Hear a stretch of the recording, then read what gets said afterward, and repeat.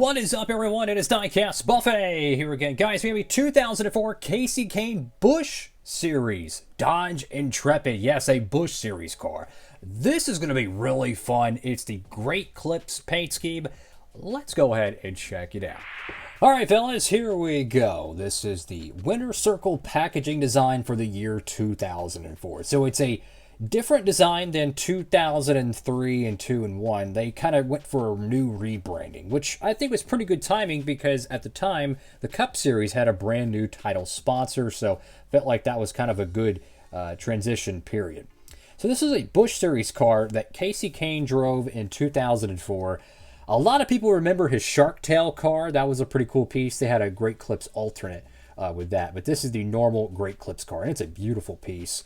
Got Kasey Kahne there, Great Clips. Got the number 38, Kasey Kahne once again. I think this is Atkins there. I'm not sure. I don't know exactly what team he drove for. Maybe that's the team name. I'm not 100% sure. They've had so many different teams coming from like the Busch Series from the 2000s to leaving in the early 2010s. And then the teams that started in the early 2010s are no longer here in the 20s. It's just, there's been a lot of changes. I think this... No, he wasn't driving for Bruco at this time. Bruco was his, that was the car he drove, the Channel Lock car, right? The Bruco car? Or was that Jamie McMurray in the 27? See, I'm already getting them mixed up. So anyways, you got your collect the Winter Circle items, little promo there. Great Clips, Kasey Kahne. I like this packaging design. You have the name, you have the little number font, the sponsor. Kind of reminds me of like the selection screens on the Nascar video games. Like you scroll through it, it'll be like Elliott Sadler, number 38. I don't know, what's his face? Sterling Marlin, number 40. Casey Mears, 40. You know what I'm saying? That's what it kind of reminds me of. So here's all the... crazy stuff here. You got your little barcode. I have no idea why it looks like the barcode has a peel tag on there. I have no idea. It even looks like it has like a punch out.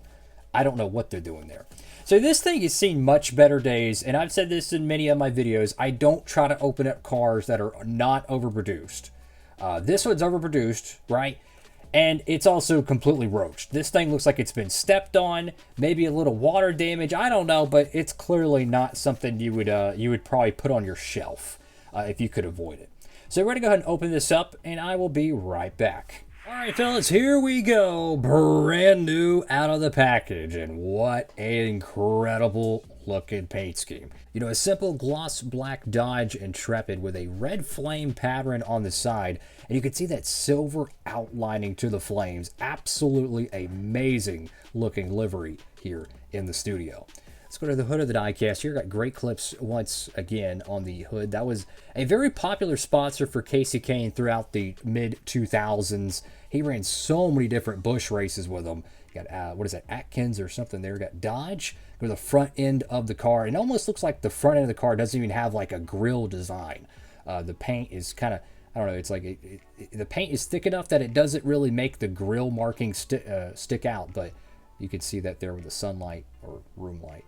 You have your headlight decals there. You have that very cool red flame pattern with the silver outlining. And the number 38 right there, that's, I don't know why, but wouldn't that be on the headlights? That's kind of interesting. I don't think I've ever seen a Gen 4 have the number on the front lower valence. They didn't start doing that till the COT era, I think. So maybe that was just a Busch Series thing. I have no idea. You have so many different contingencies here. Got Moog, Clavite, Comp, Etterbrock, Sudoku, Simpson, JE, Wix air filters. Go left side of the diecast here. Got the number 38 once again. And they made so many Busch Series diecasts back in 2004. Obviously, for the newer fan, the Busch Series turned into the Nationwide Series. Then it turned into the Xfinity Series.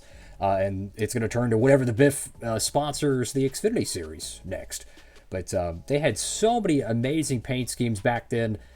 For that series, the full-time drivers, even the one-offs like Kasey Kahne, because this was his first full-time season as a Cup driver in 2004. I mean, just look at all the different contingencies you can see here. You got Goodies, Holly, the Lincoln Welders, MSD, Mac Tools, 3M, NASCAR Race Car, Mechanics Wear, Feller Light, Autometer, Ray Bestos, MB&A, Timken, Penske, all kinds of cool stuff. Got Goodyear there. You have your B-Post decal. You have DuPont on there too. That's pretty interesting. Freightliner, great clips. We're the left quarter panel. Even got some more contingencies. This would make an incredible throwback paint scheme, by the way. Just saying. You know, if Kasey Kahne wanted to make a one-off Cup Series start, you know, I mean, he could make a cool run at Darlington, right? I'm just saying, great clips would be, you know, maybe they would come back and sponsor him. Who knows? Go to the back panel of the car. Got great clips once again. And just that little silver outlining. You can kind of see it around the font. It's just beautiful. I love extra detail like that. And fortunately, this car, like many of the Busch Series cars in the mid-2000s, they're overproduced. So some of them, yeah, they're pretty uncommon. They're pretty difficult to find, but not all of them are like that. So if you find one and it's overproduced, you don't have to feel bad about opening it up, right? There's plenty of them to go around. Go to the right side of the diecast. Can I mention how amazing condition this car is, by the way? I mean, for a car that came out of the factory probably early 2004, it was on a retail shelf probably in summer 2004, maybe even earlier, right? Fantastic condition. I mean, that was 21 years ago. Yes, I am old. Go to the top of the diecast. Got the number 38 once again. Now, one thing I always find interesting about the Dodge stock cars, or the 1/64 scale particularly, is this little area right here. They mold into the diecast roof, that diecast body, a TV camera. The Monte Carlos didn't do this, the Fords didn't do this, and when Pontiac was running, they didn't do that either, I don't think. But for whatever reason, they did that for the Dodge. I'm not sure why. Maybe the Pontiacs had it in '02. I don't remember. I don't think they did. Go to the deck lid, and it's invisible, so that's pretty cool. But yeah, the plastic for it, and all things considered, it actually looks really good considering a lot of these cars are starting to yellow, unfortunately. But for the most part, fantastic condition. Die-cast here. Awesome stuff. I mean, if you use this in a die-cast stop motion, that's going to look incredible.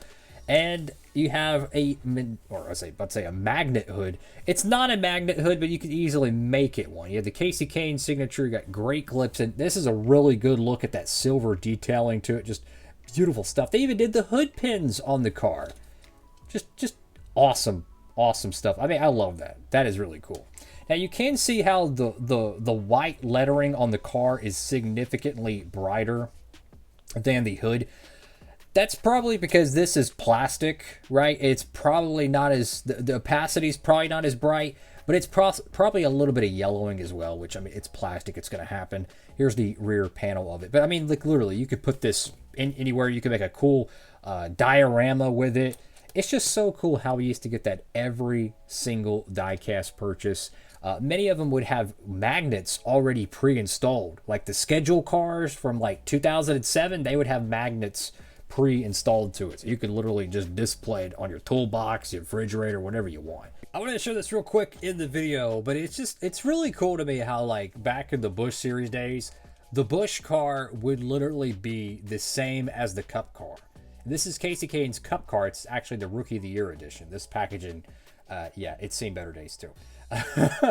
But it's just really cool to me how, like, both of these have the exact same die-cast mold, yet they're two different series. And you look at it nowadays, and the COTs kind of still are alive in the NASCAR Xfinity series. They're very similar in terms of body style, very square body-like, if you will.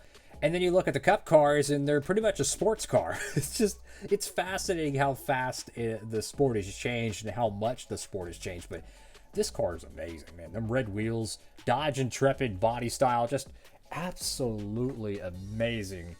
The Winter Circle line back in the 2000s. So many great looking cars. And that's just the Winter Circle line. That's not even including the Hot Wheels line. That's not even including the, I was going to say Team Caliber, but I'm not really a Team Caliber guy. Let's say Racing Champions, you know. A lot of underrated drivers, a lot of backmarker teams, even a lot of small Busch teams would get diecast made at Racing Champions. And I mean, like, literally, you go down your store aisle and, like, Family Dollar in, like, 2004 or 2005, and here's a random Busch team that might not even qualify for 10 races of the year, but they got a full diecast production. It's insanity how different the sport and the diecast industry was. And nowadays you have, let's just be honest, you have full-time drivers that won't even get a single die-cast made, which is just mind-boggling to me. But that's just the way things are. Thank you all for watching the video. Make sure to like, comment, and subscribe. That is all for now. Diecastbuffet signing off.